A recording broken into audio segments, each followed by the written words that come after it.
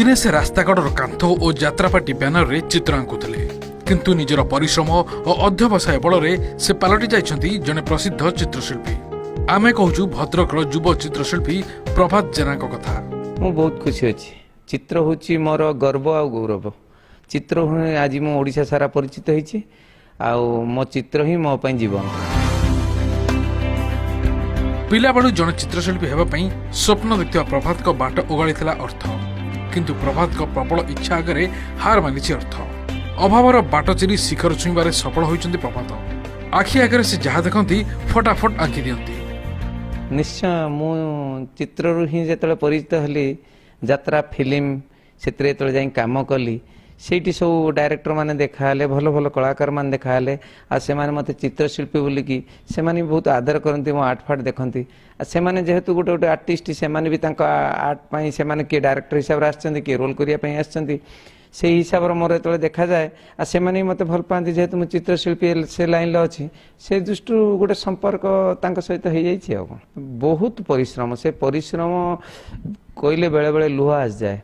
मु बिलर मूल लगी चाष कम आपणकर धान रुआ धान कटा धान पिटा हल करा पर्यंत मु सब करी से सब परिश्रम करी ता भितर बहुत कष्टर रंग टिके टिके किणी आर्ट करी ता भितर भी सही समय भी मु बहुत स्ट्रगल ले परीक्षा दे कि पास करची +3 पर्यंत पालिया कॉलेज बीएनएम कॉलेज पालिया कॉलेज रे मोर जो +3 पास करची आ तत्सहित सेते आर्ट को मध्य केबे छाड़ी नाही जेते गले भी पाठ पढ़ले भी आउ +3 कतरु आगु को जाई परले नाही जेहेतु मोर परिस्थिति सेते अभाव थिला मु चाहिली मु 2 पैसा रोजगार करी एवं भलरे चलीबी तेणु करी सेउटू पाठ को मु ड्रॉप करी तापर मु मो आर्ट लाइन ले आगे चलिली।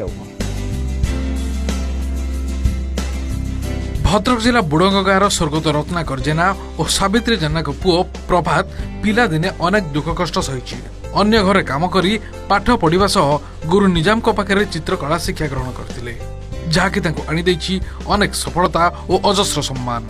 एथिमे अनेक संगठन द्वारा सम्मानित होइछन्ते प्रभात। स्वामी ये जो सफलता तो पाई तो मु बहुत खुशी गर्व अनुभव करे मु तांकर स्त्री हिसाब रे किंतु मु बाहे के आसला पर देखुची तांकर संघर्षर जीवन देखुची केते संघर्ष करी से आज एठी पहुंचीचंती आउ कठिन परिश्रम एबे भी जारी अछि तांकर कठिन परिश्रम आउ से सब देखिला परे जते बेले से पुरस्कार पाती सम्मानित हुअंती संवर्धित हुअंती विभिन्न अनुष्ठान मानकरे बहुत खुशी लागे। तांकर ए जो सफलता पई मु बहुत खुशी गर्व मध्य अनुभव करे आ केवल से जने चित्रकर हिसाब रे नुहे से जने सफल व्यवसायी मध्य। दर्शकों को प्रथमे आकृष्ट करथाय यात्रार मुखशाला। एही मुखशाला जेउमानक रंग तुली झलमल से सेमानक मध्यरु युव चित्रशिल्पी प्रभात अन्यतम।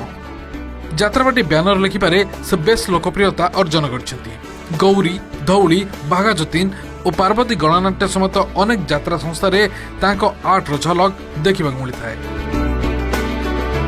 प्रभात बाबू तो आम तो छोट बेलू आम जाचु से जड़े चित्रकार थे कलाकार थे किंतु जीवन में बहुत किसी स्ट्रगल कर कारण सी जो पोजिशन छोट छोट गोटे केबिन कर काम आरंभ करते बर्तमान जो स्तर को पहुंची जो फ्लेक्स एत ज्ञान जे कि बर्तमान ओडिशार कह गले बैनर हो ये कर फिल्म जो बैनर हो भी बनाऊँ आज प्रतिष्ठित व्यवसायी हो पारि से बहुत भल लोक समस्त सहित भल संपर्क रखती बहुत मिलापी लोक जोटा कि विषय कहले जिते कहले आमको कम लगे। जड़े भल चित्रकर हेबा पई बेस परिश्रम करछन्ती प्रभात। आज से सफलतार शीर्ष रे पहुंचबारे सक्षम होइछन्ती। दिने अन्य पाखरे चित्र करी निजर पेट पोषुथले एबे किंतु निज प्रचेष्टा रे एक प्रतिष्ठान तैयारी करी अन्य मानकु रोजगार रो बाट देखाइछन्ती। तांकोठारु शिक्षा लाभ करी ओडिसार अनेक युवक आत्मनिर्भरशील होई पारछन्ती। से प्रतिष्ठा पाइला एमितिका प्रतिष्ठा पाइला जे तार कामर मान को आखि आगर रखी ओडिशार सबु यात्रापाटी भद्रक यात्रापाटी नाहांती जगत सिंहपुर प्राय अधिकांश यात्रापाटी से माने सबु प्रभात पाख को दौड़िले तार चित्रकलार मान पाई तार सौंदर्य बोध पाई ओभरऑल गोटे ब्यूटी पाई सेमानंक बोर्ड रो गोटे ब्यूटी पाई बड़ बड़ बैनर से गुड़ाक तार पिला दिन दुखरे कटी थिला वर्तमान से दुख नहीं संक्षेप रे प्रभात हेउछि गोटे संघर्ष और गोटे सफलतार कहानी। समय बदली आग भली कैनवास रे आउ चित्र अंका जाऊ नाही।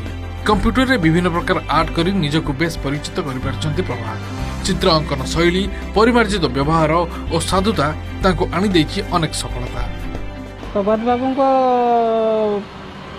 पाखरे रंग तुली आरंभ करी अबिका कंप्यूटर माध्यम रे काम ए पाखरे मु शिखिबार माने साहाय्य पाइछि। बहुत किछि साधना एइडी हमार प्रेरणा एइडी सब किछि रहिछि। 15 वर्ष ऊर्ध्व हो गेलानी। चित्रकला माध्यम रे निजर स्वतंत्र परिचय सृष्टि करछन्ती।